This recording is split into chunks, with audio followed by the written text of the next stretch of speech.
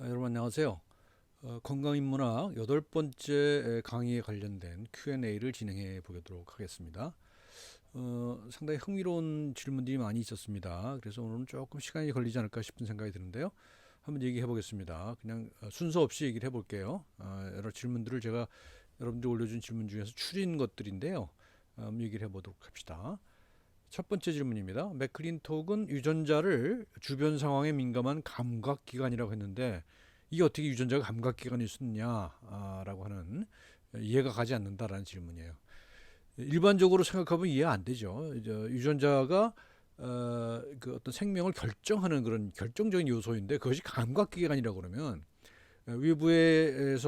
외부로부터의 그 자극을 받아들여서 반응한다는 거잖아요. 그러니까 지금 우리가 가지고 있는 유전자의 상식과는 어울리지 않는 주장이죠.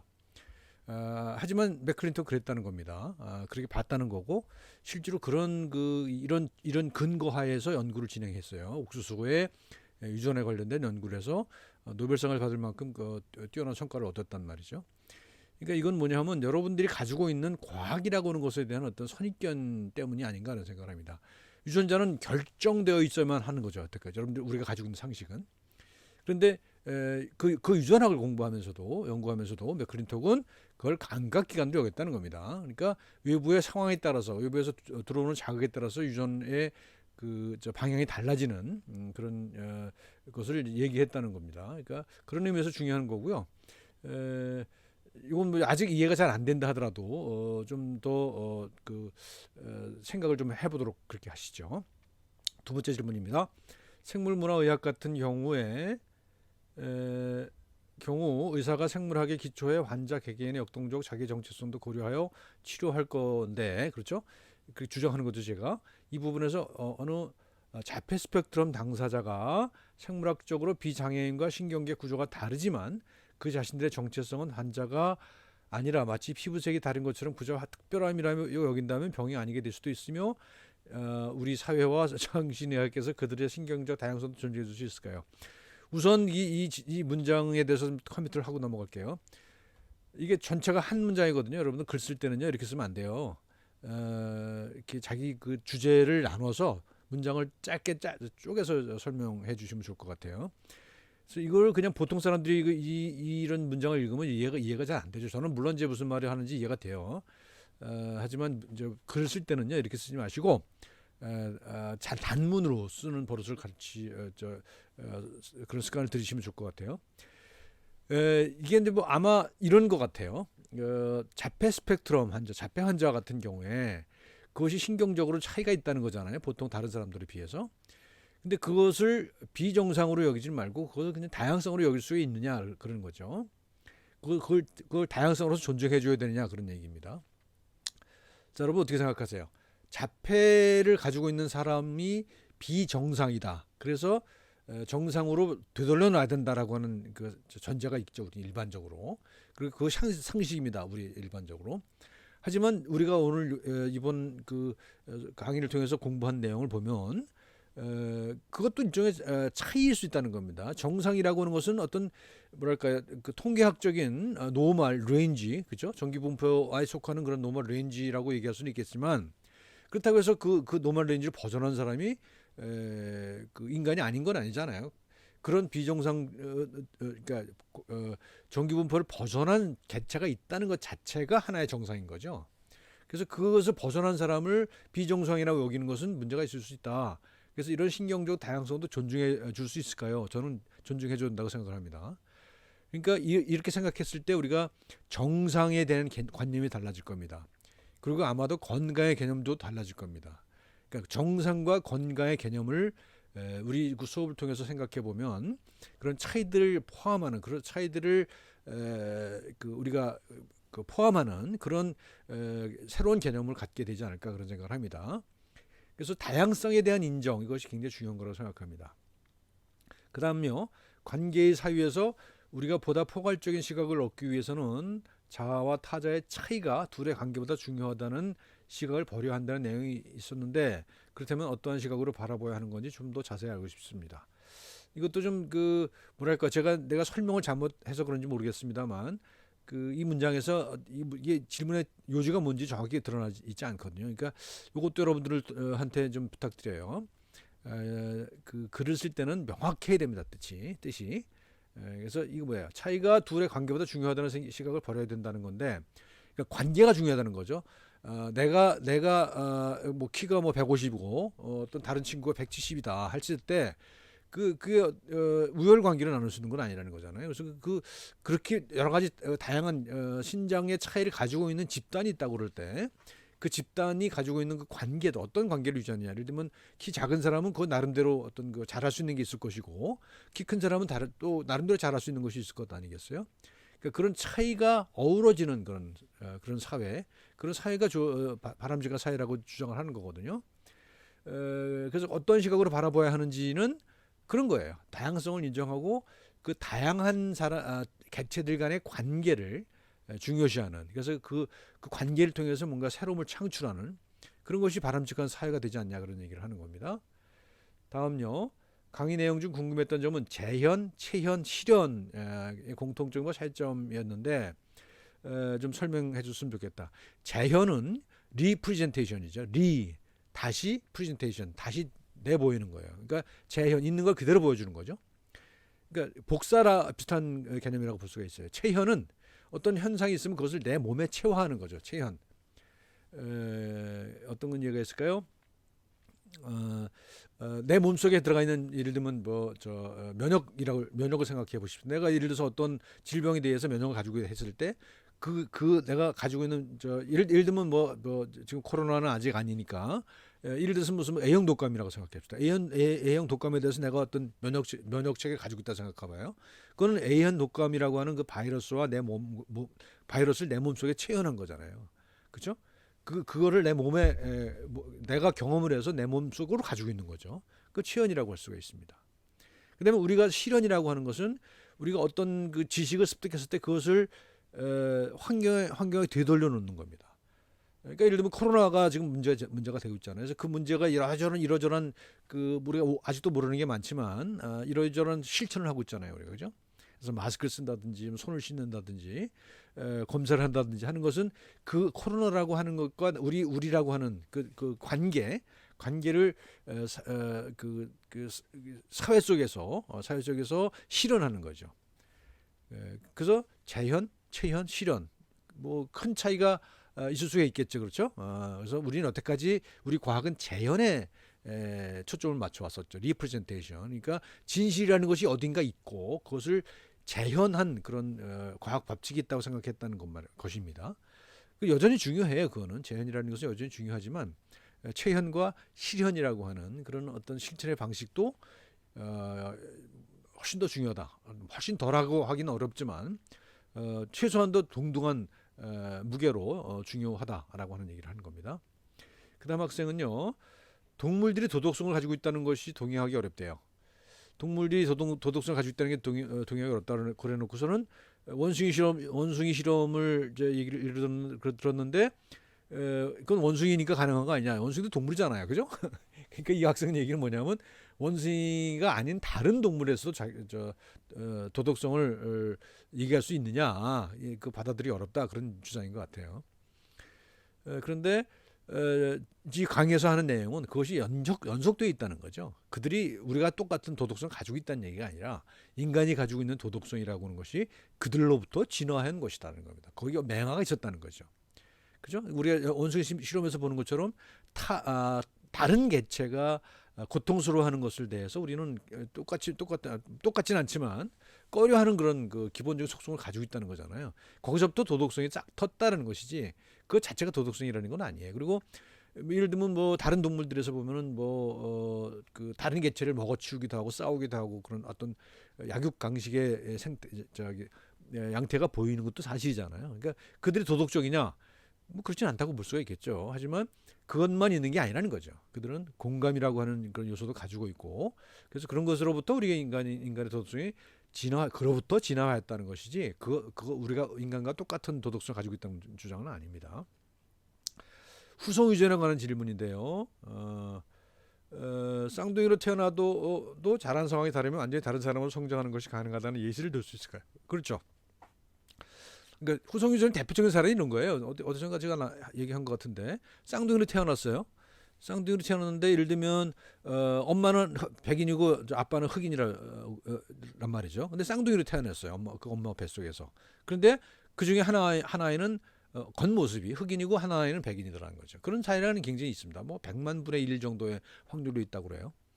그런 사례 많이 있거든요. 그러니까 이거는 물론 이거는 뭐 후성유전의 이해라고 하기는 어려워요. 하지만 이제 보통 일반적으로 똑같은 유전자를 가지고 있다 하더라도 환경에 따라서 달리 발현되는 거는 그런 사례는 얼마든지 있죠. 얼마든지. 동물 중에는 온도에 따라서 성별을 달리 하는 경우도 있죠. 온도에 따라서 어떤 온도에서는 암컷으로 발생하고 어떤 온도에서는 수컷으로 발생하는 그런 사례도 있을 수가 있습니다. 그러니까 이런 사례는 너무 흔하다는 거예요. 우리는 그동안에 전성 유전자 중심으로 사유를 했기 때문에 이런 후성 유전을 상대적으로 무시를 해왔는데 이런 후성 유전의 사례가 굉장히 많이 있다는 거고요. 그런 겁니다. 그다음에요.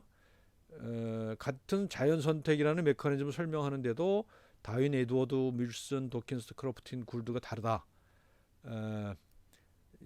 지금 2020년 한국 사회에 적용하기에 가장 적절한 게 어떤 거냐 이런 질문을 했거든요. 근데 이거는 뭐예요?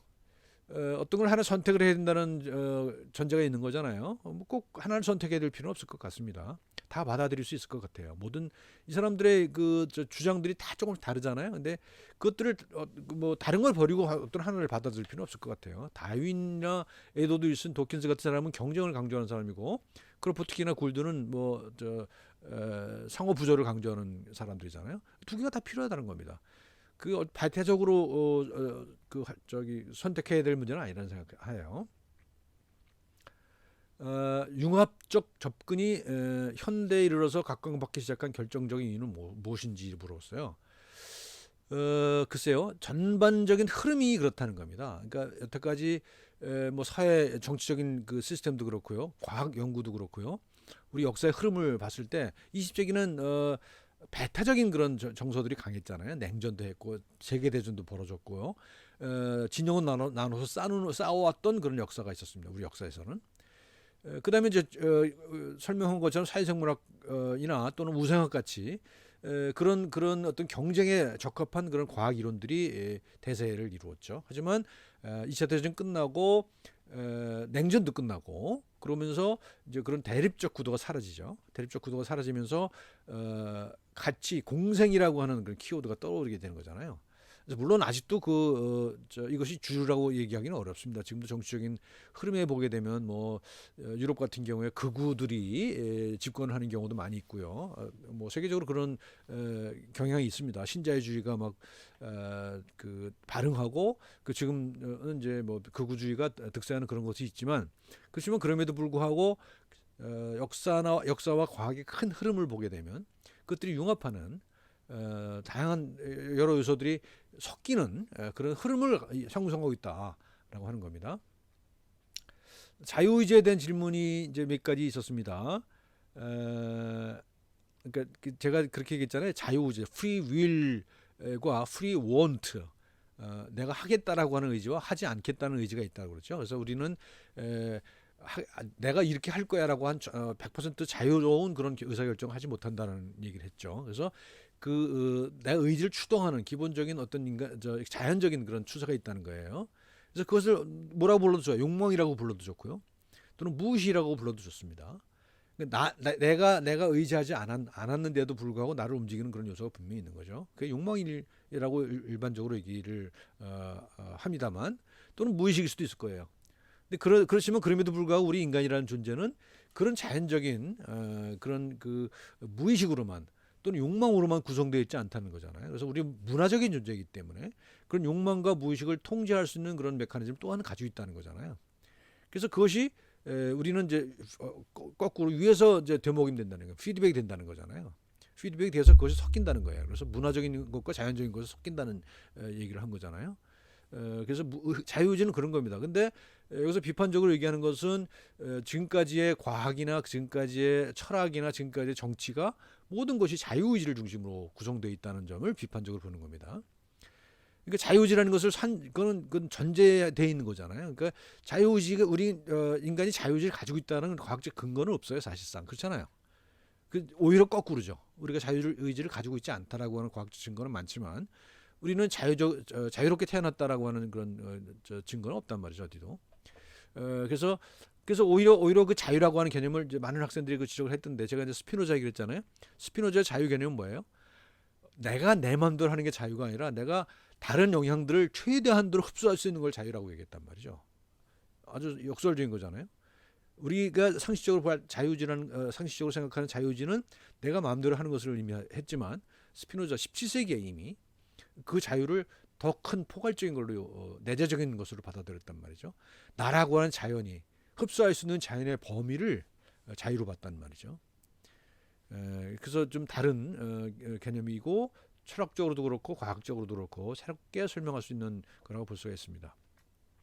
그다음에 통접이라는 개념을 얘기했는데, 이제 이 학생은 뭐라고 그러냐면 마당발로 통하는 사람이 유전적으로 올바른 길로 간다는 의미인가요?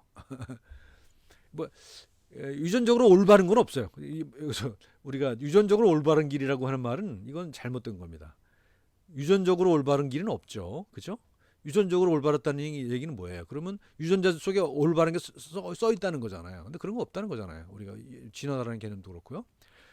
그래서 유전적으로 올바른 길로 가는 것은 그런 건 없는 거고요. 그 질문이 잘못되어 있는 거고요. 마당발로 통하는 사람이 인간관계를 좁은 인간관계를 맺는 사람보다 더 넓은 그 포호 영역을 가지고 있는 거죠. 그렇게는 볼 수 있는 거죠. 그러니까 더 많은 걸. 그러니까 아까 얘기했던 것처럼 자유의 개념으로 보게 되면 더 큰 자유를 가지고 있는 사람이라고 볼 수가 있겠죠.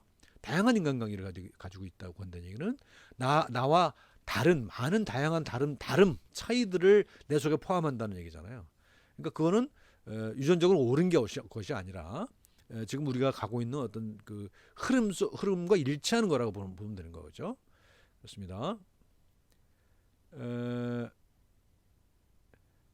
인간 본성과 양육 중 어느 쪽이 더 비중이 크다고 생각하시나요? 그랬어요.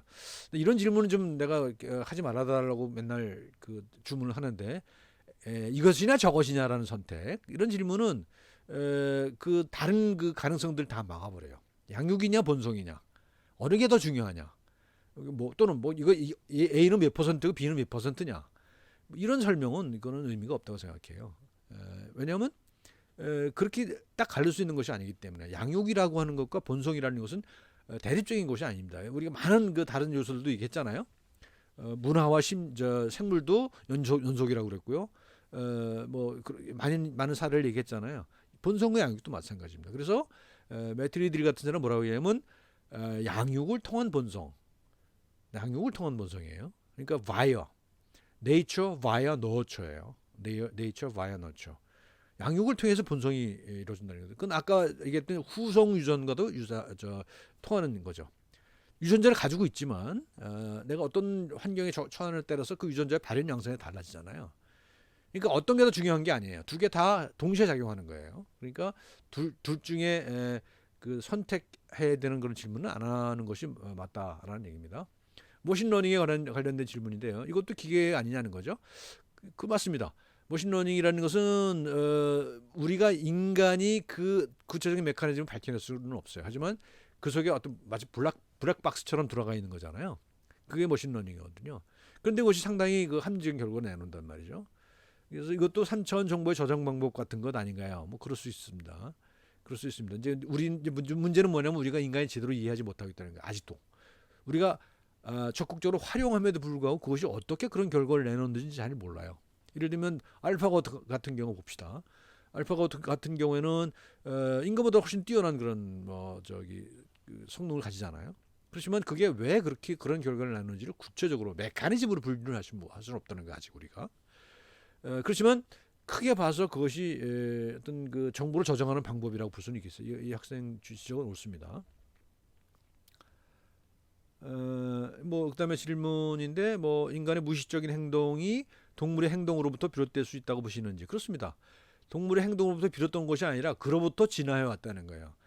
이행해 왔다는 거예요. 연속이라는 거예요. 동물이 가지고 있었던 그런 본성과 인간의 본성은 이어져 있다는 거죠. 끊어져 있는 게 아니라는 겁니다. 인간과 동물이 전혀 다른 존재가 아니라는 거죠. 그렇잖아요, 그죠? 뭐 모든 생명이 우리가 알고 있는 모든 생명체는 DNA로 구성이 돼 있잖아요. 그래서 그것이 연속으로 진화를 통해서 진화하였다는 겁니다.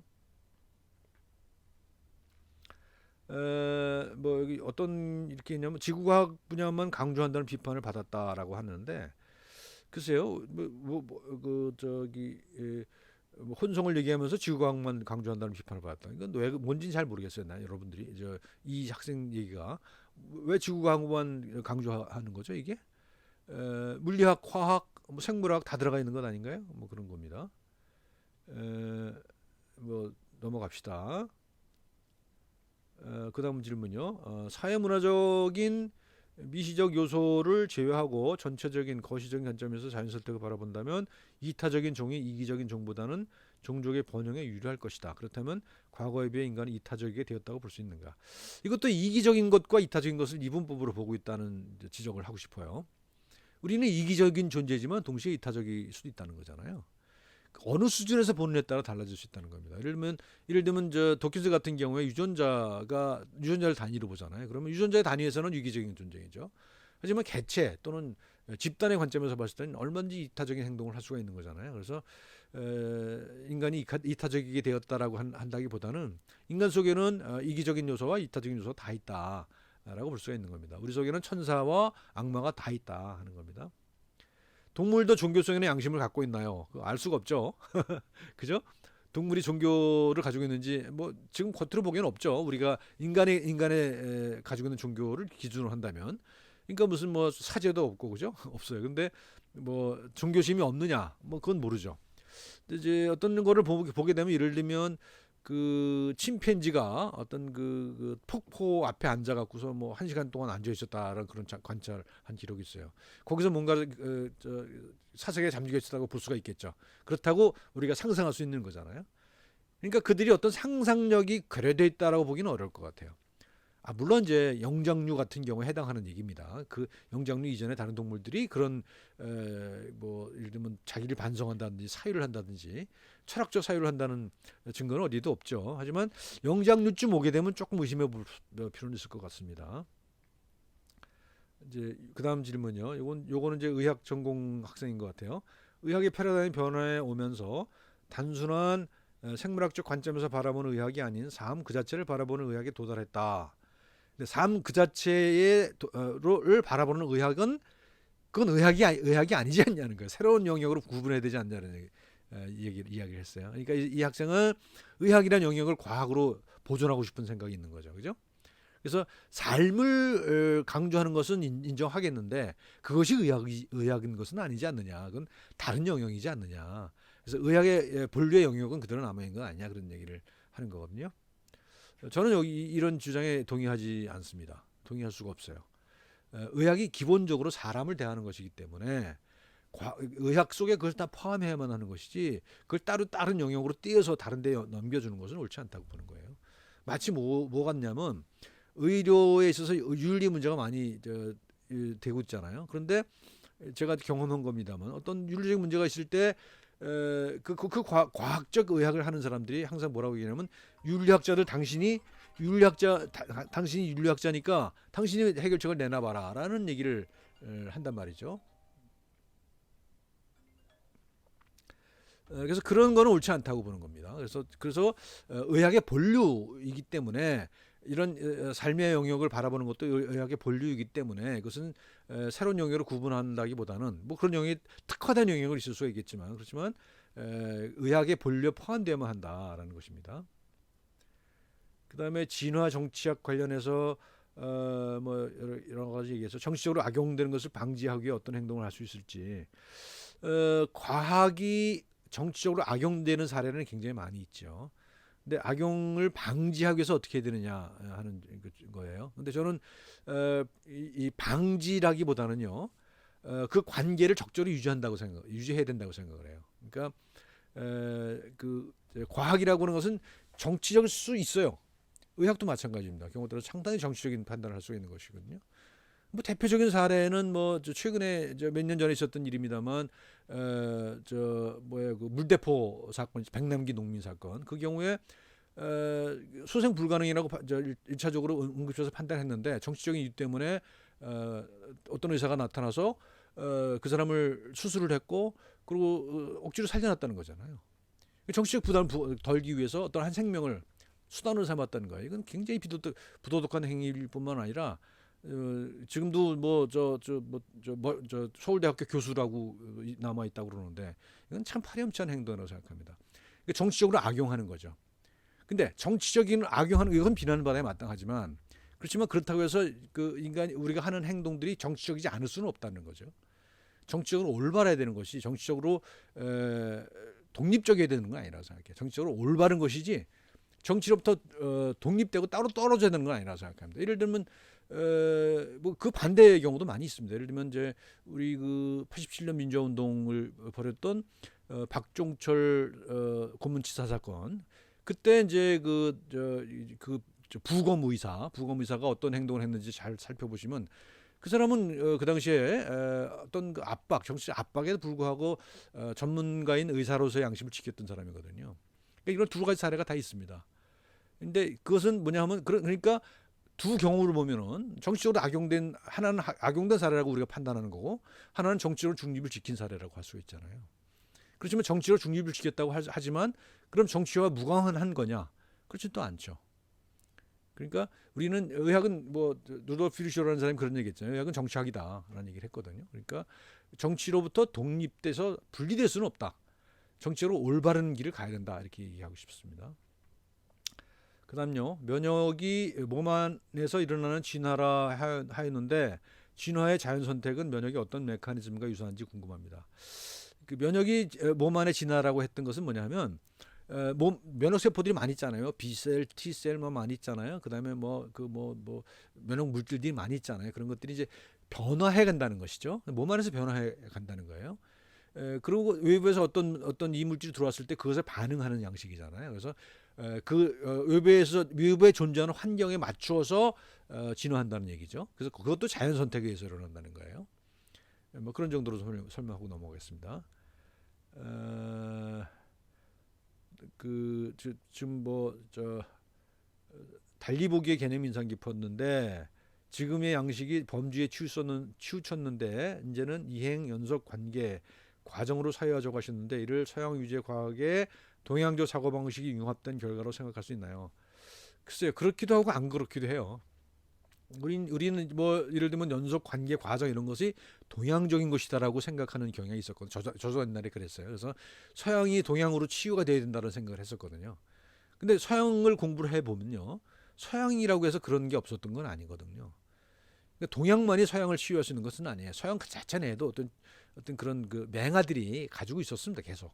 그래서 서양 과학 자체로 해결할 수 있는 부분이 분명히 있다고 생각합니다. 물론 동아시아의 사유 양식이 큰 도움을 줄 수는 있어요.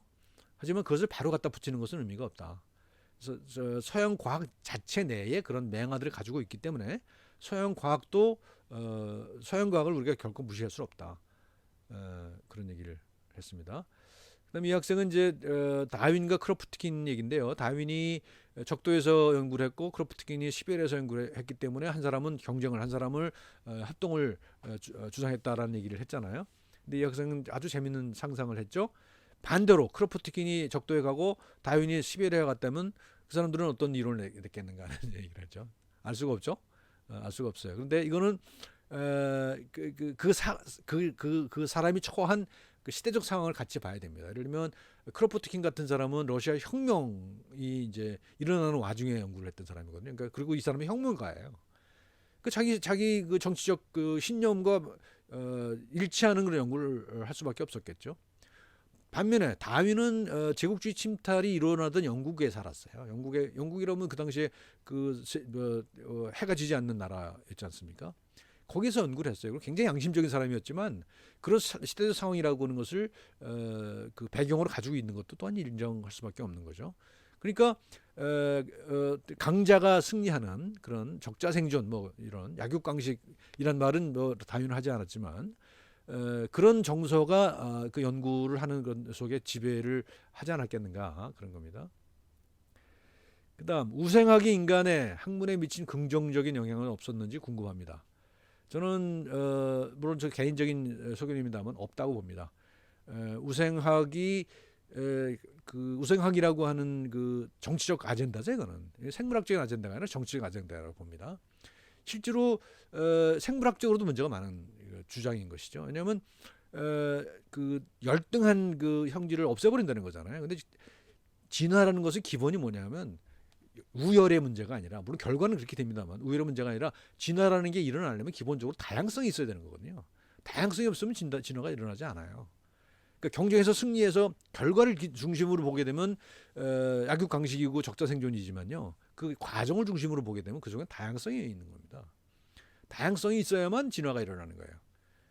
근데 우상학이라는 건 그 다양성을 없애버리겠다는 거잖아요. 다양성을 없애버리면 진화도 일어나지 않는 거예요. 그럼 그렇다고 한다면 그 우등한 형질만 살아남느냐?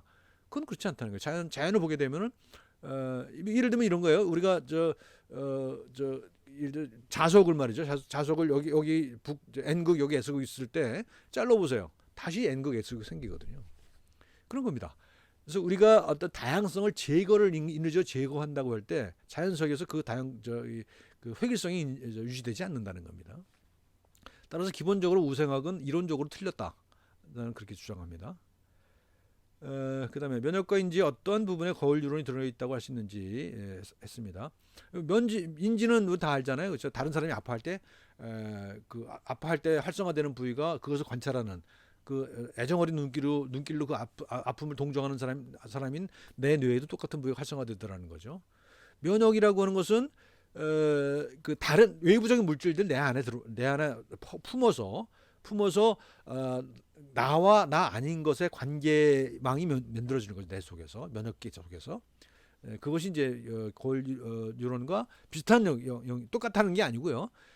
인지의 거울 유론과 비슷한 거죠. 똑같은 게 아닙니다. 그러니까 면역 속에는 뭐 문자 그대로의 거울 유론은 없죠. 하지만 그렇게 해석할 수 있다는 겁니다. 뭐 경쟁 협동에서 뭐 교수님이 지지하시는 진화설은 뭐냐? 하나를 지지하는 게 아닙니다. 그러니까 심정적으로 어느 쪽에도 강조하는 건 있어요. 저는 우리 사회에서 경쟁보다는 협동이 더 강조되어야 된다고 생각을 해요. 그래서 심정적으로는 협동을 강조하고 싶어요.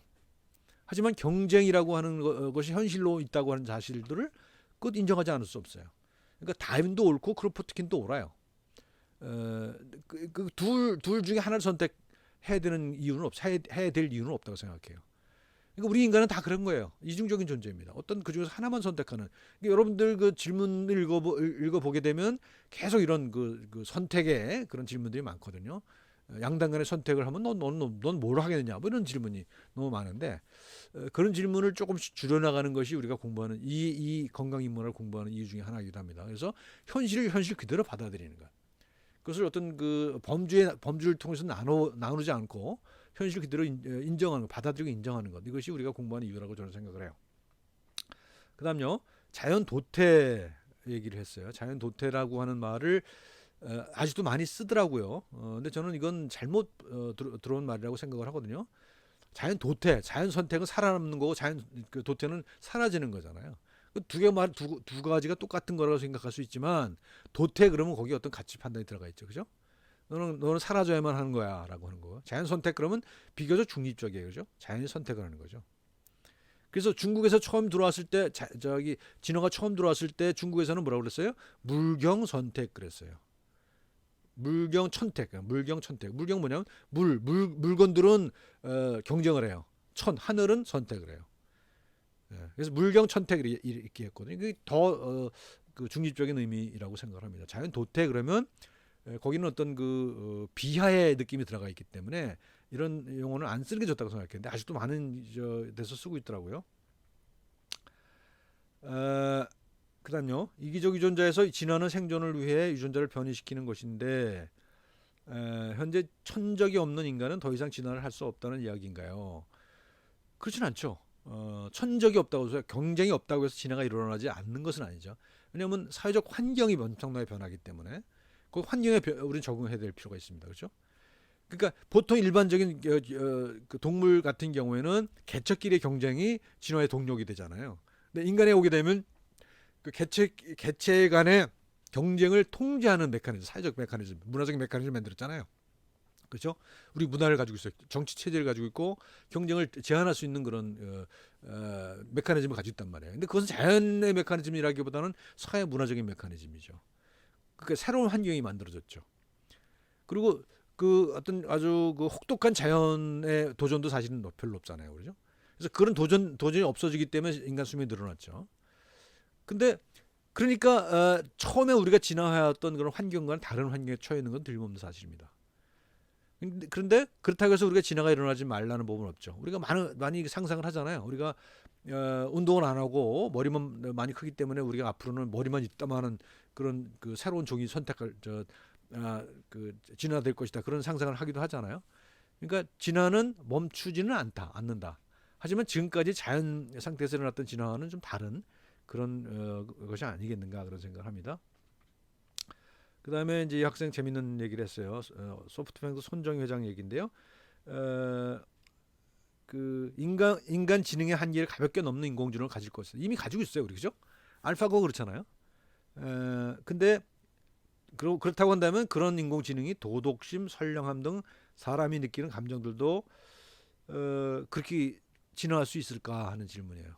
이건 전 대답할 수가 없어요. 어떻게 될지 알 수가 없죠. 감정이라고 하는 것이 어떻게 진화했는지 우리 대충 우리 배웠잖아요. 도덕성이라는 게 어떻게 진화했는지, 동물로부터 어떻게 진화했는지 우리 대충 알아요. 대충 알지만 기계가 그런 도덕심을 가질 수 있을지에 대해서는 아직 알 수가 없죠. 우리 많은 SF 소설들이 그런 그 도덕성이 없다라고 하는 전제하에서 기계가 인간을 지배한다라고 하는 그런 시나리오를 많이 쓰잖아요.